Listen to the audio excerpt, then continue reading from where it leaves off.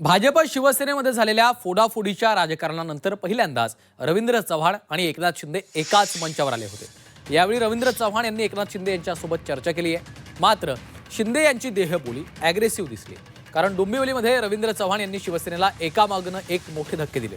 डोंबिवलीमध्ये सावळाराम क्रीडा संकुलच्या भूमिपूजनाच्या कार्यक्रमात विकास कामांच्या मुद्द्यावरून दोन्ही पक्षांमध्ये चढाओढ पाहायला मिळालेली आहे। पाहूयात।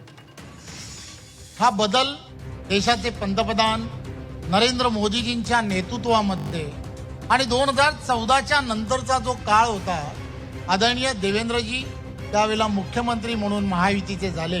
MMRDचा निधी हा पूर्णच्या पूर्ण ठाणे जिल्ह्यामधील असणाऱ्या विविध योजनांसाठी मिळाला पाहिजे, याची खऱ्या अर्थाने सुरुवात ही त्यावेळच्या काळामध्ये झाली। शिंदे साहेब जे MSRDC मिनिस्टर झाले, नंतर हा रस्ता जो आहे तो MSRDCला हस्तांतरित केला आणि नंतर मग या रस्त्याला लागणारा निधी जो आहे शिंदे साहेबांनी दिला आणि रस्ता जो आहे 6 पदरीकरण झाला। शेवटी बाप तो बापच असतो। शिंदे साहेबांनी 2.5 वर्षात जे महाराष्ट्रामध्ये विकासाची कामं केली, आमच्या मतदारसंघामध्ये देखील, ती देखील आम्ही आमच्या कारकिर्दीमध्ये कधीही बघितलेली नव्हती। मुख्यमंत्री जे कोणी होतात ते पूर्ण राज्याचा विकास करतात, त्याला फक्त एका विभागाकरता नसतो। ज्यांनी खड्डे खोदले त्यांचं काय झालंय तुम्ही बघितलं। आगामी पालिका निवडणुकीच्या पार्श्वभूमीवर पुन्हा एकदा भाजप आणि शिवसेनेत श्रेयवादाची लढाई पाहायला मिळाली। डोंबिवलीत क्रीडा संकुलाच्या भूमिपूजनाच्या कार्यक्रमात एकनाथ शिंदे आणि रवींद्र चव्हाण एकाच मंचावर आले होते। यावेळी MMRDAच्या निधीमुळे ठाणे जिल्ह्याच्या विकासाला हातभार लागल्याचं रवींद्र चव्हाण यांनी म्हटलं, तर एकनाथ शिंदेंनी MSRDCच्या माध्यमातून निधी उपलब्ध करून दिल्यामुळे रस्त्याचं काम झाल्याचा दावा श्रीकांत शिंदेंनी केलाय। त्यामुळे दोन्ही पक्षांनी या भूमिपूजनाच्या कार्यक्रमात विकास कामांचं श्रेय घेण्याचा प्रयत्न केलाय।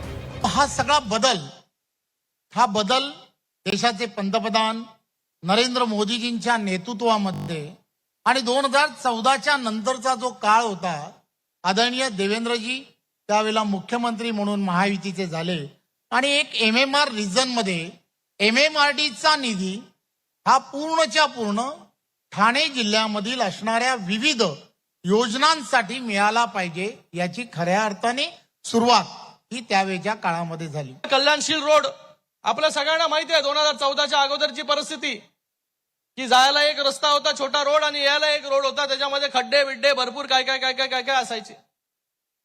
मग नंतर शिंदे साहेब जे MSRDC मिनिस्टर झाले, नंतर हा रस्ता जो आहे तो MSRDCला हस्तांतरित केला आणि नंतर मग या रस्त्याला लागणारा निधी जो आहे शिंदे साहेबांनी दिला आणि रस्ता जो आहे 6 पदरीकरण झाला। भाजप आणि शिवसेनेमधील नेत्यांच्या पळवापळवीच्या वादानंतर पहिल्यांदाच एकनाथ शिंदे आणि रवींद्र चव्हाण एकाच मंचावर आले होते। दरम्यान या मंचावरून उदय सामंतांनी बाप तो बापच असतो असं विधान रवींद्र चव्हाण यांच्या समोरच केल्यामुळे सर्वांच्याच भुवया उंचावल्या। तर शिंदेंच्या 2.5 वर्षाच्या कारकिर्दीत मोठ्या प्रमाणावर विकास कामं झाल्याचा दावा देखील त्यांनी केलाय। अजून एक धाडसानं सांगतो, शेवटी बाप तो बापच असतो।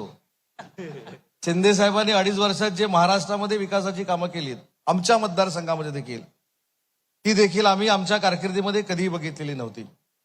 तुम्ही तुमच्या स्किलवर, तुमच्या ताकदीवर ही विकास कामं आणलीत, परंतु महायुतीच्या प्रत्येक आमदाराला स्वतःच्या ताकदीवर राजकीय उभं करण्याचं काम जर 2.5 वर्षामध्ये कोणी केलं असेल तर ते देखील एकनाथ शिंदे साहेबांनी केलंय, हे देखील जाहीरपणाने इथं मला सांगितलं पाहिजे। एकनाथ शिंदे मुख्यमंत्री झाले नसते तर कोकणचा विकास झाला नसता असं उद्देश आपण नाही, असं नाही। आपण पूर्ण मुख्यमंत्री जे कोणी होतात ते पूर्ण राज्याचा विकास करतात, त्याला फक्त एका विभागाकरता नसतो। नगर परिषदेच्या निवडणुकीत भाजप आणि शिवसेनेमध्ये मोठा वाद निर्माण झाला होता।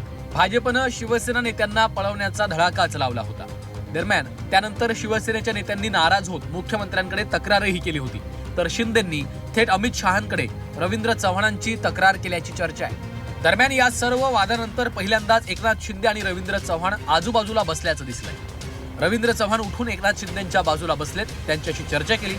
मात्र यावेळी एकनाथ शिंदे यांची देहबोली कमालीची अॅग्रेसिव्ह दिसली। एकनाथ शिंदेंसोबत चर्चा केल्यानंतर रवींद्र चव्हाण यांनी श्रीकांत शिंदेंसोबतही चर्चा केली।